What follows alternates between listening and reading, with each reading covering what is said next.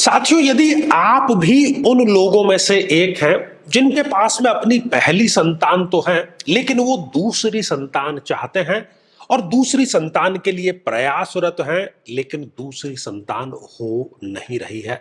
ना डॉक्टर के पास में इसका कोई एग्जैक्ट उत्तर है, ना उनको कहीं और से इसका कोई उत्तर मिल रहा है। साथियों, इसका एग्जैक्ट वैज्ञानिक और तार्किक उत्तर आपकी जन्म पत्रिका में है। आप अपनी जन्म पत्रिका अपने समक्ष खोल करके रखिए और ये एपिसोड मिथुन लग्न के लिए है।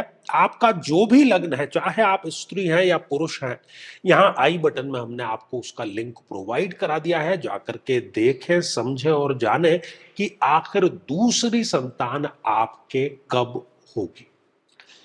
तो मेरे बहुत ही प्रिय और बेहद सम्मानित साथियों, हृदय की असीम गहराइयों से अभिनंदन, बहुत बहुत हार्दिक स्वागत।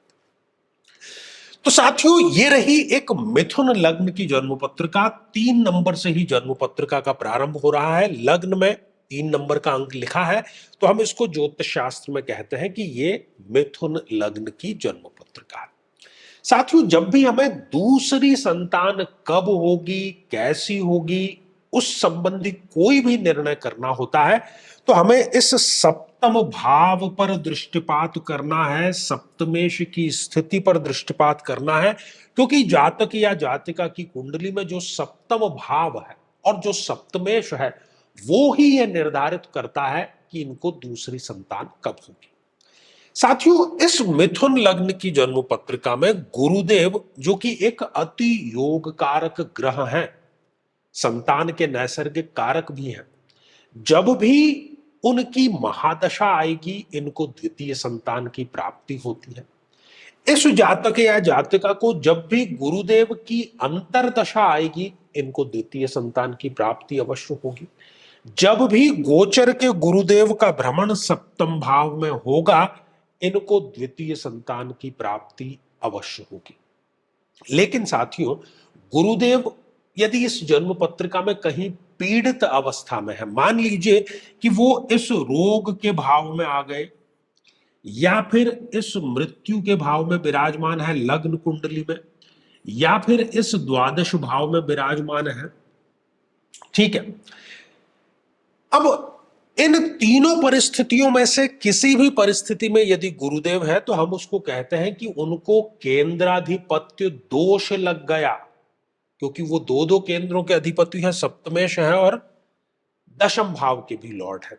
तो उनको जब ये केंद्राधिपत्य दोष लग जाता है, तो द्वितीय संतान में अननेसेसरी डीले यहां पर अवश्य होता है।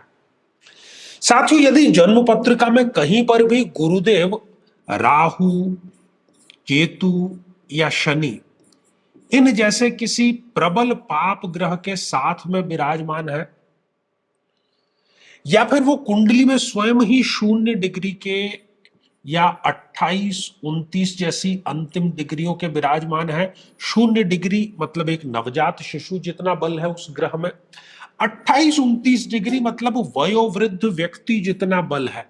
तो बलहीन है, इसलिए वो अपना कारकत्व कंप्लीट नहीं कर पाता। यदि जन्म पत्रिका में कहीं पर भी गुरुदेव सूर्य के बहुत नजदीक क्लोज कंजक्शन में है, सूर्य और गुरु एक ही भाव में है, गुरुदेव यदि अस्त हो गए हैं, तो इस अवस्था में जी द्वितीय संतान जो है उसमें अननेसेसरी डीले जो है वो अवश्य हो जाता है।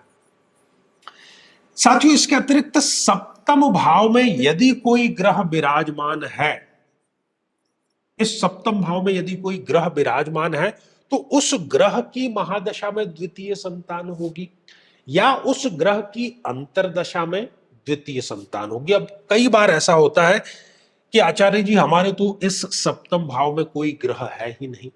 इस अवस्था में इस सप्तम भाव पर जिस किसी भी ग्रह की पूर्ण दृष्टि पड़ रही है, उस ग्रह की महादशा में या उस ग्रह की अंतरदशा में इनको निश्चित रूप से द्वितीय संतान की जो प्राप्ति है वो अवश्य ही हो जाती है।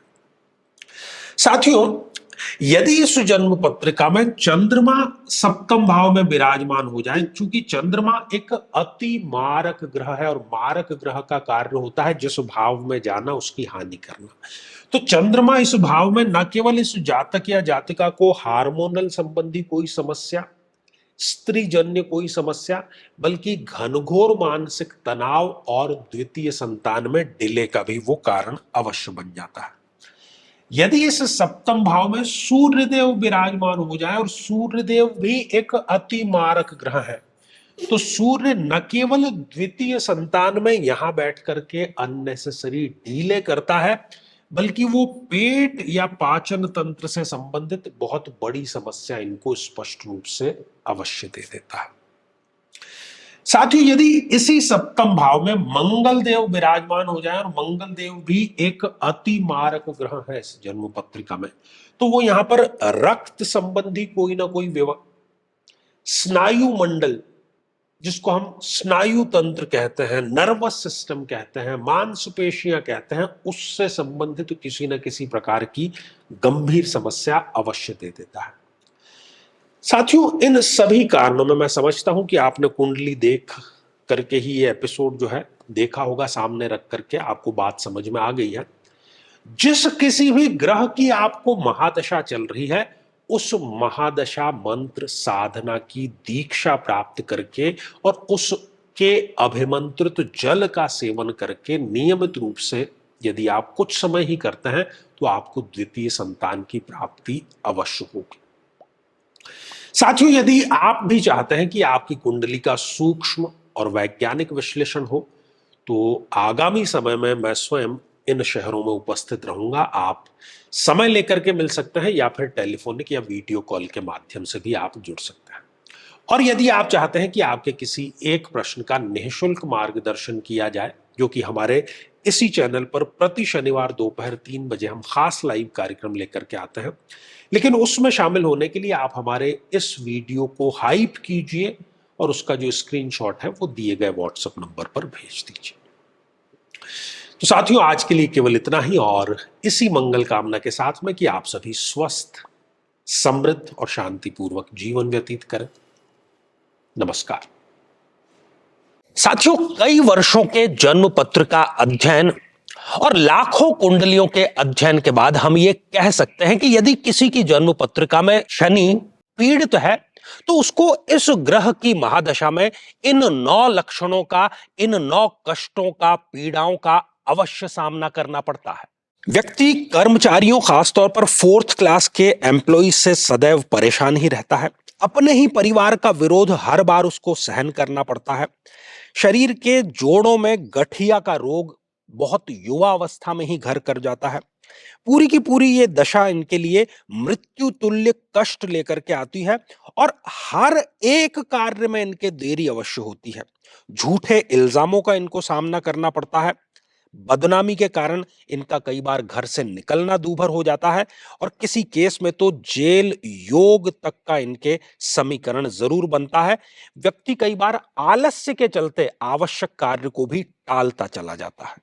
लेकिन साथियों, यदि आप भी इन सभी कष्टों से स्थायी और सटीक मुक्ति प्राप्त करना चाहते हैं, तो उसका तरीका है इस ग्रह की महादशा मंत्र साधना दीक्षा, जो विशेष रूप से आपके नाम, आपकी जन्मतिथि के अकॉर्डिंग की जाएगी।